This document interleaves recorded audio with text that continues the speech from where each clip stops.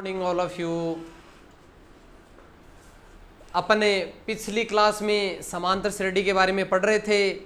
अपने कुछ टॉपिक पढ़े भी हैं और कुछ बच्चे भी थे जिनको अपन आज हो सके वहाँ तक लगभग क्लियर कर लेंगे।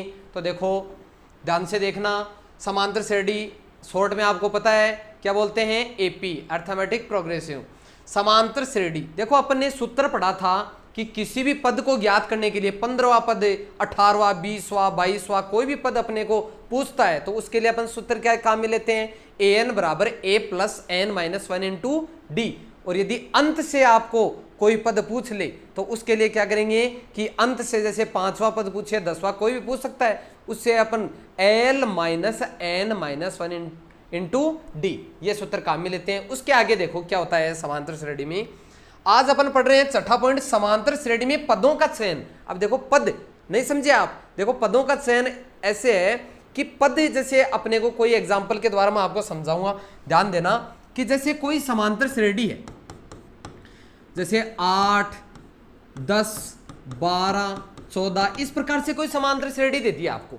इससे समांतर श्रेणी में ये कह दे कि किन्हीं 3 पदों का योग, या मान लो समांतर श्रेणी, चलो ये मान लो अपने को दी नहीं, अब ये बोलते कि किन्हीं किसी समांतर श्रेणी में 3 पदों का योग, कितने पदों का योग, 3 पदों का योग 20 है। तो बोलो अपन इसको कैसे करेंगे, तो अपने को मानना पड़ेगा, क्योंकि अपने को पता है कि समांतर श्रेणी क्या होती है। समांतर श्रेणी होती है, चाहे तो उसे ए बोल दो, चाहे A1, A2, A3, A4, अरे ये तो होती है समांतर श्रेणी AN लास्ट में, ये समांतर श्रेणी होती है। अब देखो 3 पद लेने हैं तो देखो मैंने पदों का क्रम यहाँ पे लिख रखा है, लेकिन इसको आप एक बार मत समझो। एक बार देखो, ये इसके 2 तरीके हैं। एक तो देखो 3 पद हैं, तो 3 पद अपन कौन से 3 लें, अपन यदि बेसिक हमारे दिमाग से समझे तो हमारे दिमाग में तो ये आएंगे कि पहले 3 पद ये लेंगे, ये तो लेंगे कि भाई 3 पदों का योग है, इसका मतलब A1, A2, A3 इन तीनों का योग दे रखा है। तो देखो जरूरी नहीं है ये 3 पद लो आप, इन 3 पदों की जगह अपन ये भी ले सकते हैं। देखो ये 3 पद देखना, ये 3 पद कौन से हैं, जैसे A1 है, A1 को अपन AP के हिसाब से A1 को बताओ अपन क्या लिख सकते हैं, A1 है उसे A लिख सकते हैं। A2 बोलो दूसरा पद कैसे आता है, जब पहले पद में क्या जोड़ते हैं, D का मान जोड़ते हैं, तभी तो दूसरा पद प्राप्त होता है। डिफरेंस बताया था ना मैंने आपको। तो देखो दूसरा है तो उसमें A में D जोड़ते हैं, ये तो होता है ना। तीसरा पद क्या होता है, जब A में पहले पद में कितने 2D जोड़ेंगे, उसके बाद में 3D 4D ऐसे तो जोड़ेंगे। अब अपने को बोल रहा है कि 3 पदों का योग 20 है, तो अपन 3 पद ये ले ले, एक A1 हो गया, A2 हो गया, A3, इन सब का योग दे दिया अपने, मान लो ये योग है, ये कितना हो गया 20 है। एक तो देखो ये 3 पद ले सकते हैं। अब देखो इसका अपना आगे सॉल्यूशन करेंगे, देखो कितना 1A 2A 3A, 3A plus 2D और 1D कितना D, 3D बराबर कितना हो गया 20। तो देखो यदि 3 इसमें से कॉमन ले लेंगे अपन, तो देखो अंदर क्या रह गया, A प्लस D बराबर कितना रह गया 20। यहाँ पे चाहे संख्या कटे या न कटे वो बाद की बात है, लेकिन देखो यहाँ पे पद देखो A और D दोनों रहे या नहीं रहे, रह गए ना। तो देखो एक तो ये क्रम होता है कि अपने जैसे 5 पद दे तो पहला, दूसरा, तीसरा, चौथा कंटिन्यू 5 पद ले ले। और एक कंडीशन ये होती है जो आपको बुक में दी हुई होती है, बुक में मिल जाएगी, आप चेक कर लेना कि समांतर श्रेणी में पदों का चयन यदि 3 पद लें तो 1 2 3 ये हमारा दिमाग है कि हम क्रम से भी ले सकते हैं, लेकिन अकॉर्डिंग बुक ये भी कहती है कि 3 पद आप ये ले लो। देखो ये क्या चीज है, ध्यान से देखना कि इसने 3 पद ये लिए हैं, A माइनस D, एक लिया है A, एक लिया है A प्लस D।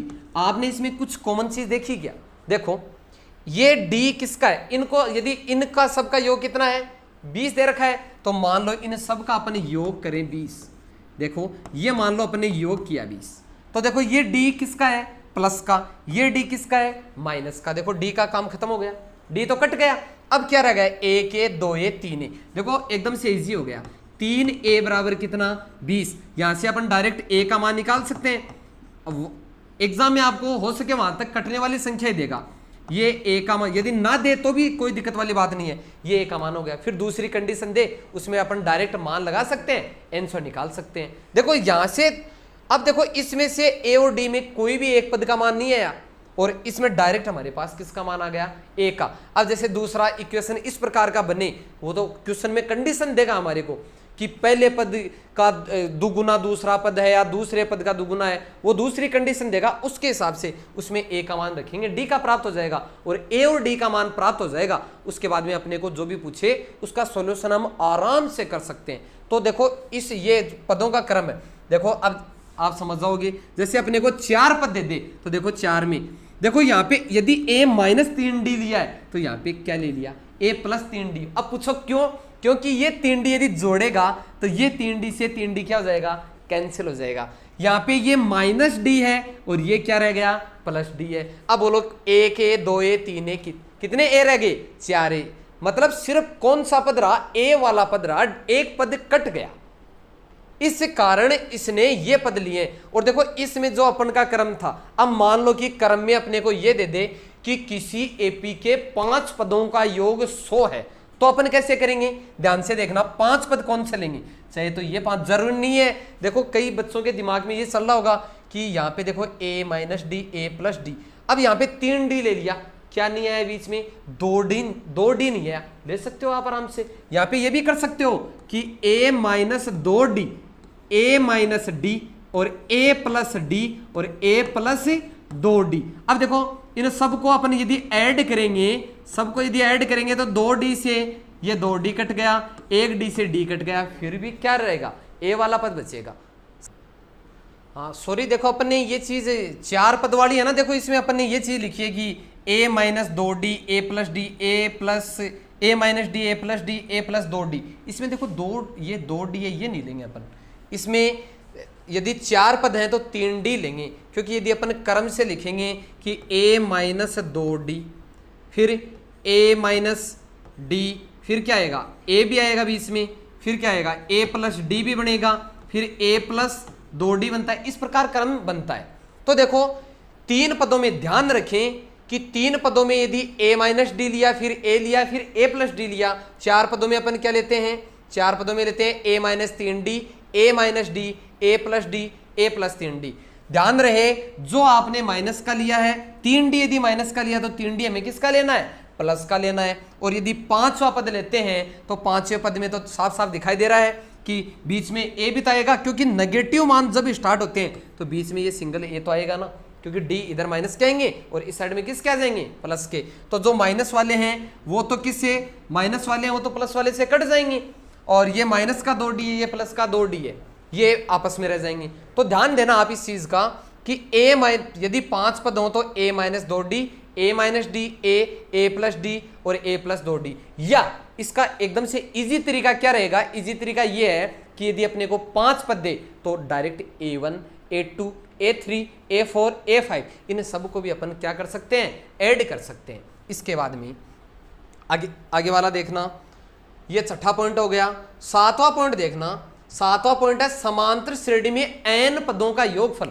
अब देखो इतनी देर तो आपको ये दे रहा था कि कोई समांतर श्रेणी दी 5 10 15, उसका 10वां पद पूछ रहा था, लेकिन अब पूछेगा 10 पदों का योगफल, कि 10 पदों का योगफल बताओ। 10वां पद नहीं पूछा है, 10 पदों का योगफल बताओ। तो देखो तरीका वही है, सिर्फ सूत्र में योगफल का नाम आते हैं आप SN ले लेंगे। यदि सिर्फ पद पूछे तो AN लेंगे, और यदि योगफल पूछे तो क्या लेंगे, SN। तो बताओ SN का सूत्र क्या होगा, सब एक साथ बोलेंगे, देखिए SN बराबर n/2 bracket 2a plus bracket n minus 1 into D, ये सूत्र हो जाएगा। अब आप चेक करो कि इसमें कुछ नई चीज आई है या सेम वही चीजें हैं। देखो n आपको पदों की संख्या की, भाई 10 पदों का योगफल पूछा है या 15 पदों का पूछा है, वो n का मान हो जाएगा। यहां भी वही n है। 2a बताओ a क्या है, a है प्रथम पद, तो ये प्रथम पद हो जाएगा। n अभी कितने पदों का योगफल पूछा है वो हो जाएगा। d क्या है, डिफरेंस सार्वंतर, d का मान है।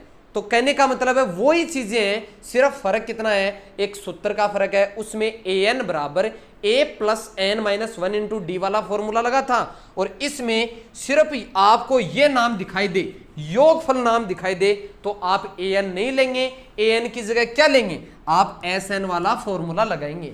अब ध्यान देना, SN या SN बराबर n/2 a प्लस n, ये क्या चीज है, ये सूत्र भी पदों के योगफल में लगता है और ये सूत्र भी पदों के योगफल में लगता है। देखो ये छोटा रूप है, ये थोड़ा बड़ा रूप है। इसमें बताओ आप एल किसे बोलते हो? एल अपन बोलते हैं एल, चाहे एन है उसे ही तो अपन क्या बोलते हैं? एल बोलते हैं। जो एन का मान होता है वही तो किसका होता है? देखो कई क्वेश्चनों में, मान लो इस क्वेश्चन में आपको ए का मान दिया है कि यदि किसी एपी का प्रथम पद ए बराबर 5 है, सार्वंतर डी बराबर 2 है और उसे 10 पदों का योगफल, तो एन का मान अपने को 10 दे दिया कि 10 पदों का योगफल निकालो। तो यदि इसमें आपको ये मान दे रखा है तो आप पहले इस एस एन वाले सूत्र में अपने मान रख के कर सकते हैं।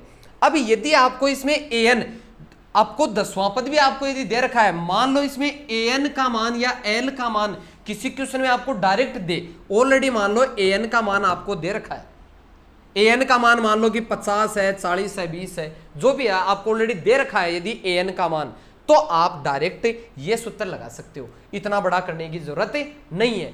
ये सूत्र, इन दोनों सूत्रों में दोबारा बता रहा हूं अंतर क्या है। इनमें अंतर सिर्फ इतना है कि यदि आपको ए एन का मान, जिसे अपन एल भी लिख सकते हैं, ए एन का मान दिया है तो एस एन बराबर एन बटा 2 ए प्लस एल के द्वारा भी अपन कर सकते हैं, अन्यथा अपन को ये बड़े वाले सूत्र के हिसाब से करना पड़ेगा। ये अपना बेसिक था। अब अपने चैप्टर के हिसाब से जैसे जैसे क्वेश्चन आएंगे मैं आपको बता दूंगा, उस हिसाब से अपने करते रहेंगे। अब अपन नेक्स्ट चैप्टर में, नेक्स्ट क्लास में अपने चैप्टर स्टार्ट करेंगे और उसमें क्वेश्चनों का सॉल्यूशन करेंगे। धन्यवाद।